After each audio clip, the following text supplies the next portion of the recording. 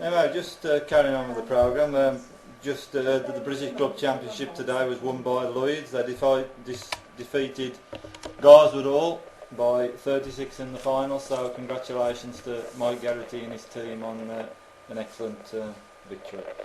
We'll move on with the programme now. I think Lynn has got on the line, the hard-working secretary of the Goodies League, Steve Davis. Yeah, I have. Good evening, Steve. Good evening. Can you hear me? I can, yes. Can you hear me? Lovely, loud and clear. Very good. I'm always known to be loud, so I'll try and tone you down a bit I'm then. not counting on that one. Firstly, Steve, I heard that one of Merseyside's top players, Mike Tunstall, is not too well at the moment. Do you know how he is? I actually saw Mike today. He's, for those who don't know, he's been in hospital to have a surgical procedure done. I'm not going into too many details, obviously, but he's been in and out of hospital, but he's fine now. I saw him today. He's on his feet. Was at a last final stage of a competition in Liverpool today, and felt well enough to go to the pub. So obviously it can't be that bad. Oh, good.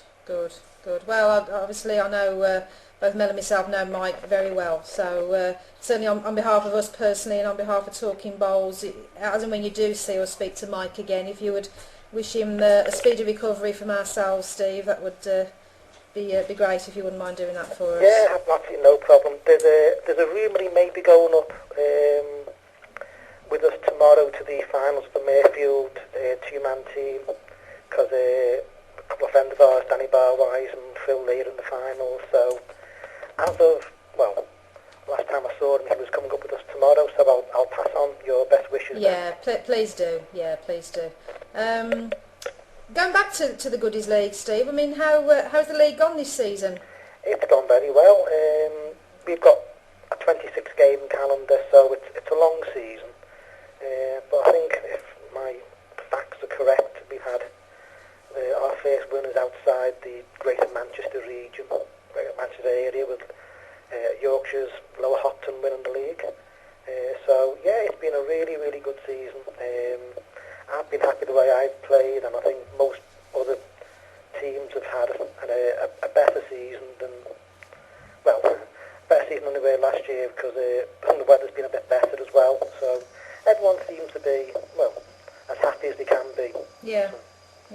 I see. Obviously, Lower Hopton have won the league, with Garswood coming relatively close second. Is that right, Steve? Yes, that's right. I mean, it seemed only a few weeks before that Lower Hopton had a 16 or 17 point lead, and it looked like, well, there was a little bit of a procession, but Garswood Hall just hung in there, kept on with the results that they've been getting, and got very, very close in the end. Yeah, that's right. And just looking at the league table, I know there's obviously been a few changes in the side, but it's unusual to see Budenberg's down in 12th position. Yeah, I mean, we all remember when Budenberg won the league 5 years in a row. It was a fantastic achievement then. Yeah. But they have lost probably the majority of that side, and it shows with the league position. But I'm pleased to say that they've kept going. They're still a wonderful team to play and a great venue to visit. So yeah, I'm pleased they're still in the league, and I'm pleased that they're still battling away and still being a team that you're have to beat. Yeah, that's right. Yeah, I mean, going back obviously to the winners, Lower Hopton, they are a top quality team. Although they struggled during their first year in the league, as I understand, Steve.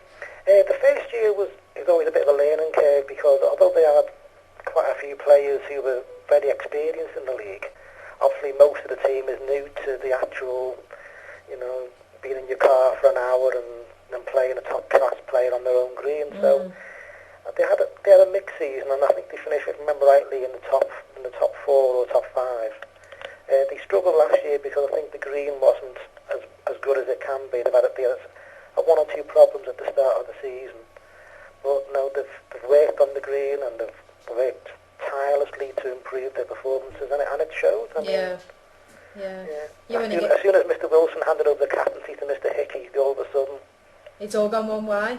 Yeah. Well, I don't know whether Graham is tuning in tonight, but we look forward to perhaps arranging the Premier League Challenge match with Lower Hopton this year and Chadmore. So yeah, looking forward to that. Yeah, be good. Who are the top individual sort of performances this season? Who stood out, Steve? Well, one of the most consistent players has been Gareth Gwilym. He's actually won our averages. He's won 23 out of 26 games. He's a Snow's at the nursery side, and he's proved how good a player he is with his performances this year. Yeah. He doesn't.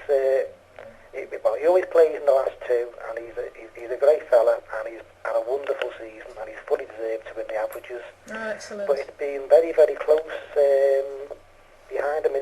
The next best winner is 20, which is Kevin Kearns, Merseyside lad, but he plays for Garswood Hall. Mm-hmm. And the living legend that is Noel Burrows has finished third.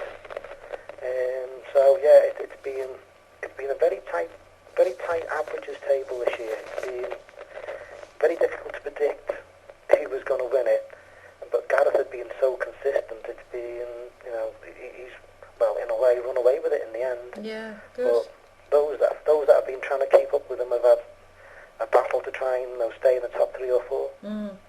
And the league run a last man standing competition, I understand, Steve. How does that work, and who's won it this year?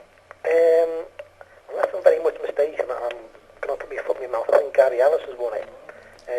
Gary he missed the first game of the season because he was away on his honeymoon, but has had a fantastic run after that, and has just had for him 1 or 2 indifferent results in the last month to 6 weeks. Yeah. But basically it's for the player that stays undefeated until from the start of the season. And okay. Gary was the one. Wow, yeah. And I can remember rightly, Gareth. It was down between Gary and Gareth. I think Gareth lost 21-20. So it got that close. Yeah, and a league of that quality, I mean, it's some doing to go undefeated for any length of time, isn't it, Steve? Oh, it's absolute. It's very, very hard work playing in this league. You get a very hard game at home, and then you're going away. Yeah. And it's an absolute nightmare. That's right, yeah. The railway from Congleton joined the league this season, didn't they, Steve? How have they adapted to the league?